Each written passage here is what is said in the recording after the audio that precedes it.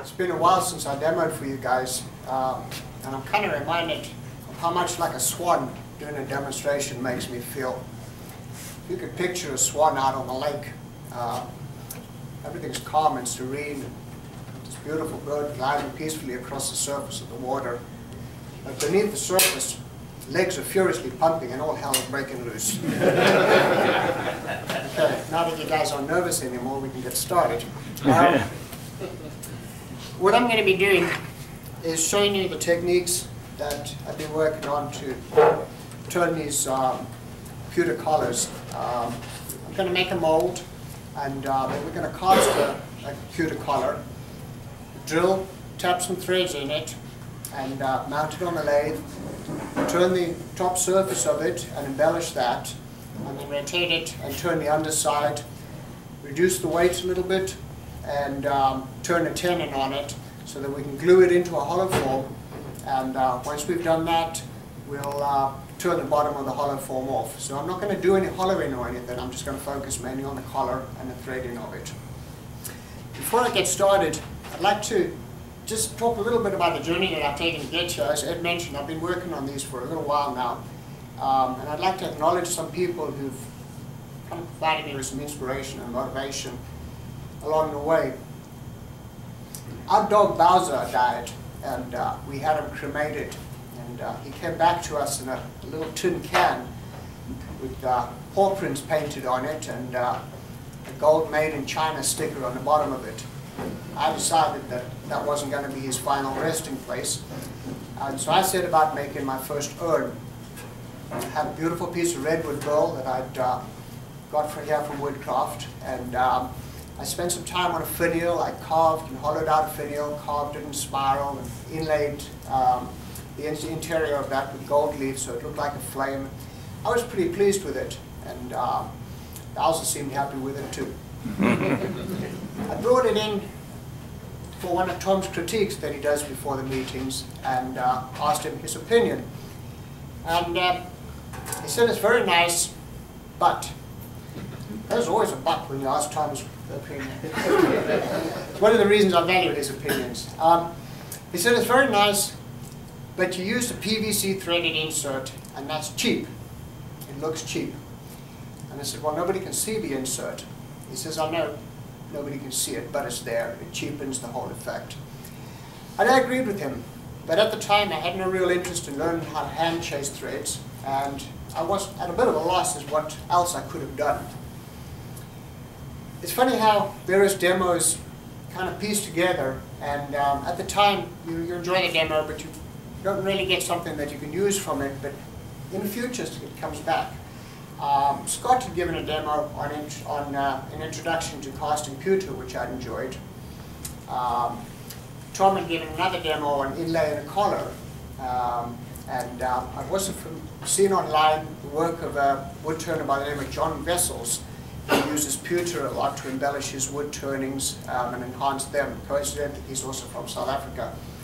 And I guess all this kind of meshed together in my mind, and I thought to myself, I'm going to cast these pewter collars, and what's more, I'm going to cast the threads directly into them, so I'll get a twofer. I'll pour the collar, and I'll just be able to take it straight from the mold and glue it straight into the hollow form and screw my finial in. I'll be set. Famous last words. My first master that I made is this one, and you can see the PVC insert that I use as a thread. And I poured my mold,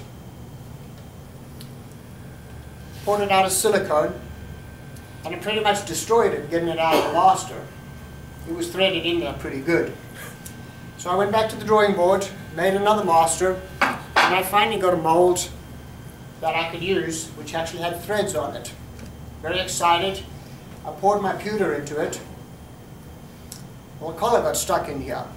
Eventually I managed to unthread it out. It was pretty obvious this wasn't really going according to plan. The threads were already worn and damaged.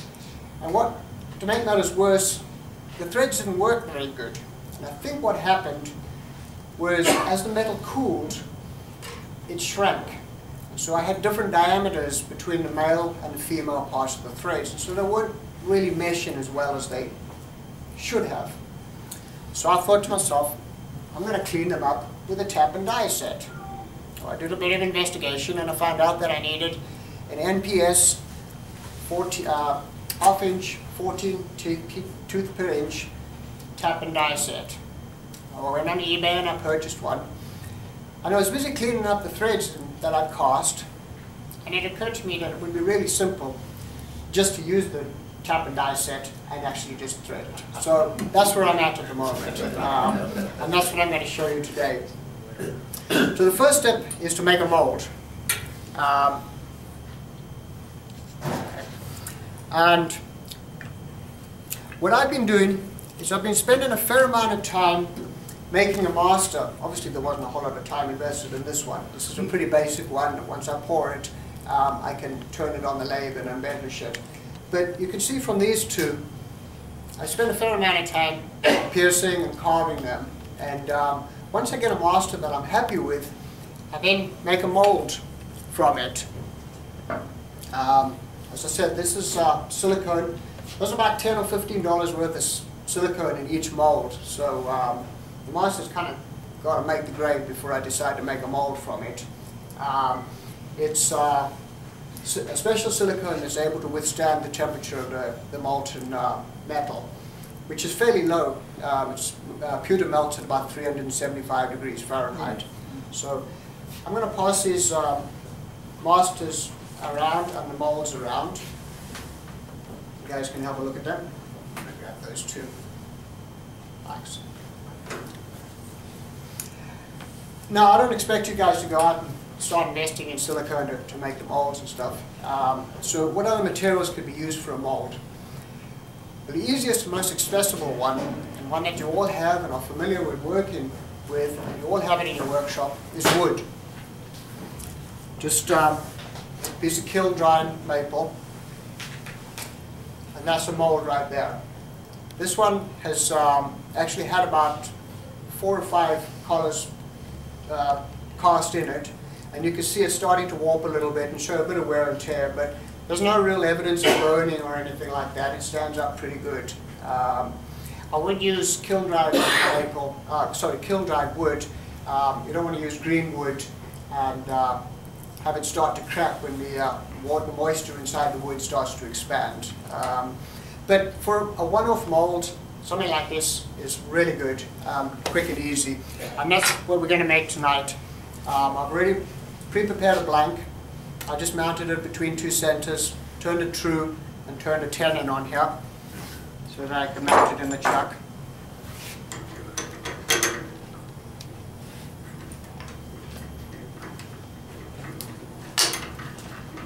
As you can see on this face, I've already outlined a circle about 2 1/4 inches in diameter for 2 reasons. The first is that's about appropriate to the hollow form that I'm going to be mounting it on.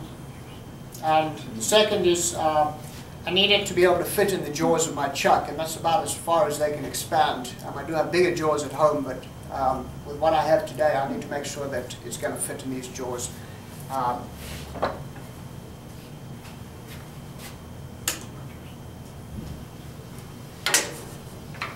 First thing I need to do is just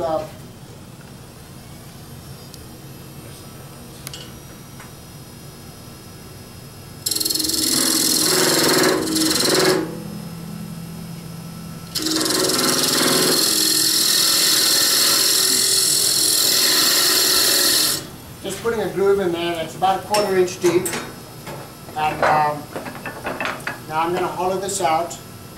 And what I'm looking for is a slight cone. It doesn't have to be, but I want to take it from that 1/4 inch to about 3/8 of an inch deep at the inside.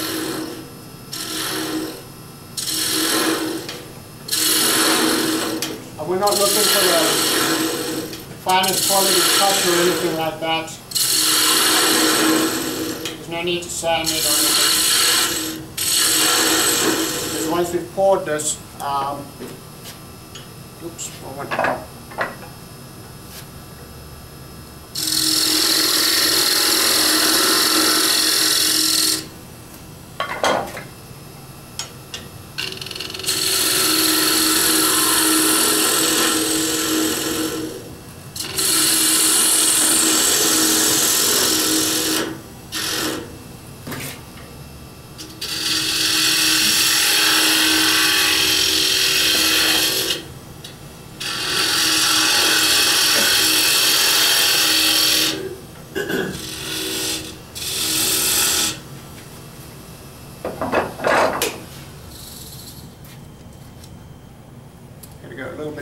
that.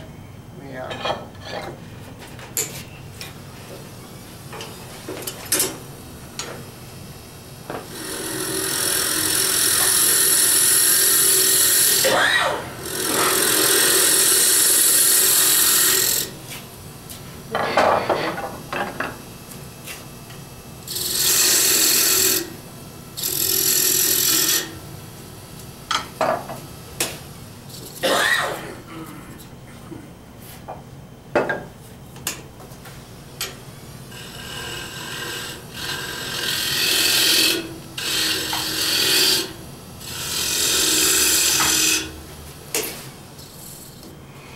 Okay, that's our mold.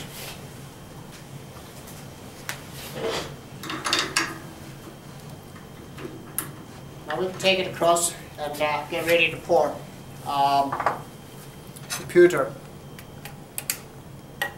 which is coming up to temperature nicely. I've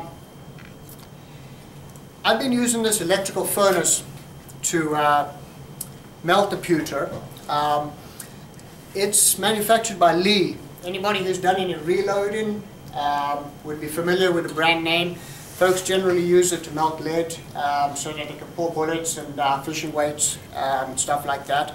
I bought it online at, I think it was Cabela's, something like that. It's an outdoor sports hunting type website. And ever since I bought it, I get a lot of applications for the NRA.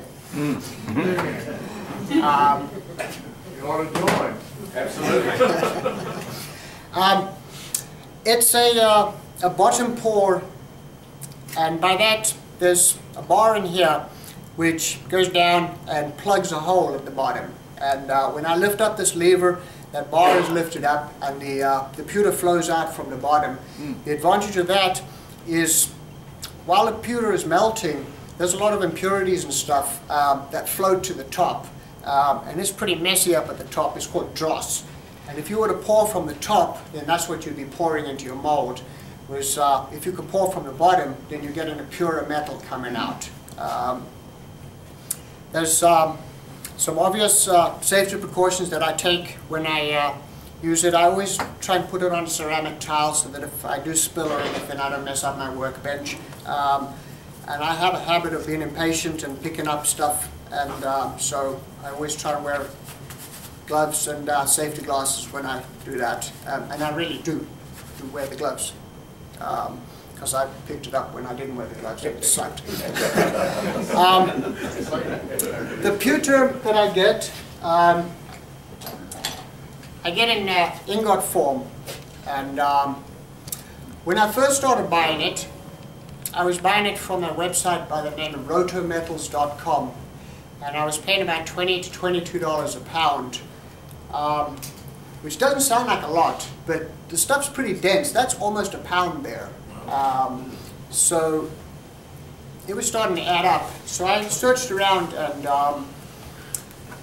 I found on eBay, there's obviously a bunch of guys going out there that are going to flea markets and stuff and buying up pewter dinnerware and melting it into ingots and reselling it. And I normally buy it on eBay now, and I'm normally paying between $11 and $14 a pound, which is quite a bit cheaper.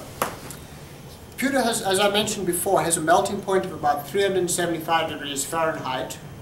Traditionally, pewter is composed of about 85 to 99% of tin, and the rest is copper, antimony, bismuth, and lead. Is anybody allergic to lead? Nobody. The modern pewter nowadays, they're not using lead in it, and the guys that are selling it on eBay are making a point of saying that their pewter is lead-free. Some of them will even include a photograph of a lead testing kit with showing negative. I'm just taking them at the word and assuming that this is lead-free pewter. So let me go ahead and pour. I'm going to pour 2 molds. Well, how dangerous is it if it's got lead in it? You don't eat it, nothing. Right. The first mold, the one that I've just turned, I'm going to pour that, and then I'm going to turn that on the lathe. And then I'm also going to turn a mold where we'll actually incorporate some texture directly into the pour. And how I'm going to do that,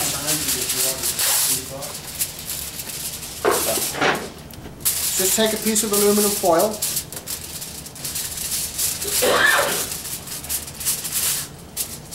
Just in case.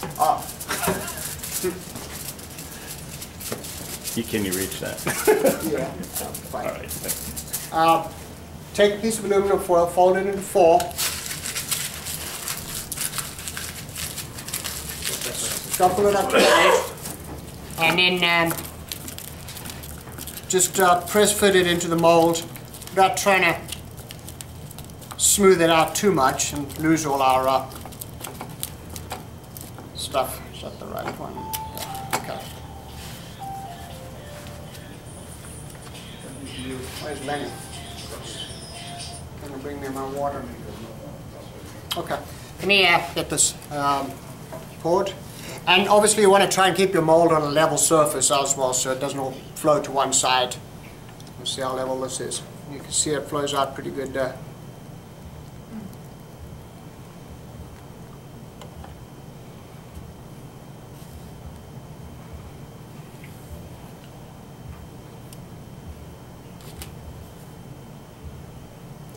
Just set that there. Now, what portion of that ingot, or how much filled that? I don't really know. Probably about half an ingot, Okay. maybe a third, not a whole lot. The nice thing about this is that if you mess something up, throw it back in the pot and remelt it and start all over again. Well, every time I go to the flea market and I see any pewter, I buy it. I've got bags and bags of it. But I didn't know what to do with it after that. Well, bring it over. You can get $10 a pound. Yeah. Sell them on eBay. I'll sell it to Keith. Now once the pewter has kind of taken an initial set and it's not floating around anymore, we can just dunk it in some water just to speed up the cooling process a little bit.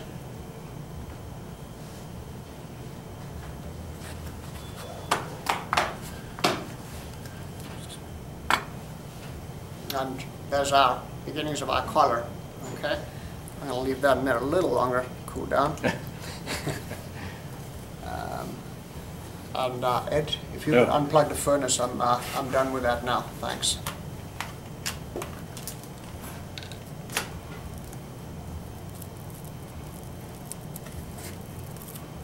This might be a little soon for this one.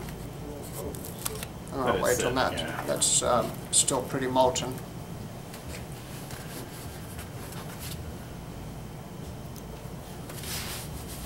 We can get started on this one.